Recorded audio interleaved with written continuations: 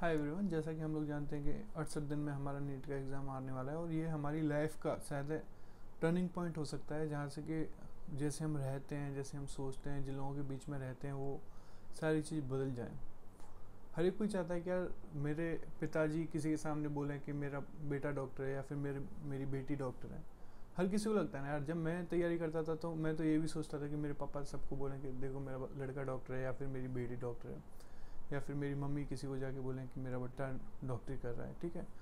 और मैं जिस स्कूल से पढ़ा हुआ हूँ उसमें ही मैं जाके अपने टीचर्स को बताऊँ कि देखो this is a proud moment for you कि मैं डॉक्टर बनने वाला हूँ।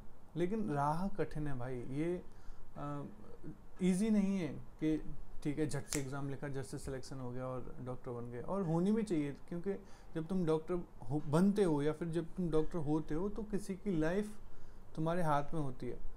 You are the person who will be standing in between the life and death of someone. तो बात करते हैं एग्ज़ाम की। 60 दिन बचे हुए हैं एग्ज़ाम के लिए, और इसमें देखो आसान तो है नहीं, ये तो आपको भी पता है, मुझे भी पता है, मैं भी वहीं से निकल के आया हूँ। लेकिन अगर मैं आपको बताऊँगा तो बस आपके लिए थोड़ी सी चीज़ें ईजी हो जाएंगी।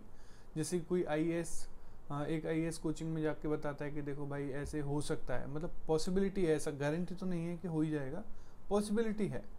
तो हमको भी थोड़ा आत्मविश्वास रहता है कि भाई हम भी कर सकते हैं। तो 68 दिन में जितना हो सकता है उतने PYQ या फिर क्वेश्चंस करने हैं, क्योंकि तुम किताबों में पढ़ के पानी में तैरना नहीं सीख सकते हो। This is as simple as this. अगर क्वेश्चंस नहीं करोगे तो क्वेश्चन सॉल्व करना नहीं आएगा, और एग्ज़ाम के लास्ट वाले दिन पे कोई मैजिक हो जाएगा कि श्री राम आके आपको बोल देंगे कि भाई 32 का बी है, 36 का ये है। तो मैजिक तो होने वाला है नहीं। तो अभी जो सिचुएशन है वही सिचुएशन एग्ज़ाम में होने वाली है। ठीक है।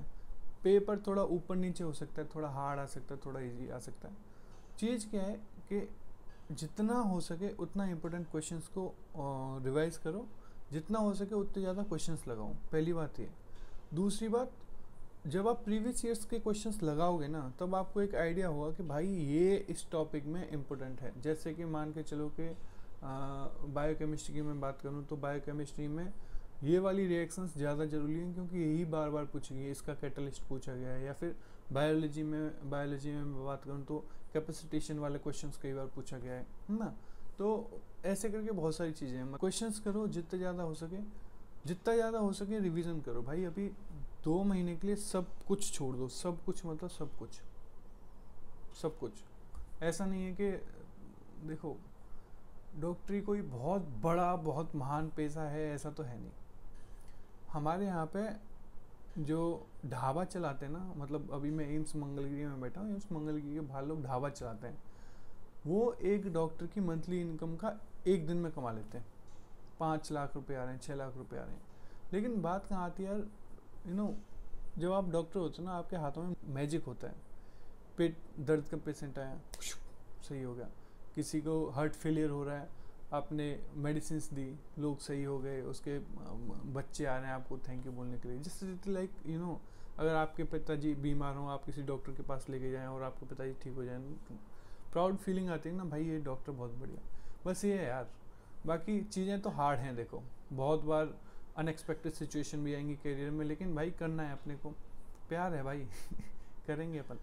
तो क्वेश्चंस करो, जितना हो सके उतना प्रैक्टिस करो, क्वेश्चंस की रिवीजन करो, छोटे नोट्स बनाओ, कंसाइज करने पे ज़्यादा ध्यान दो। लास्ट के जो 10-15 दिन होंगे वो बहुत ज़्यादा ज़रूरी हैं, क्योंकि भले आपने ये पूरे महीने कितना ही पढ़ा हो, 2 महीने, लास्ट के 10-15 दिन में रिवीजन अगर नहीं हुआ है तो उसका कोई मतलब नहीं है।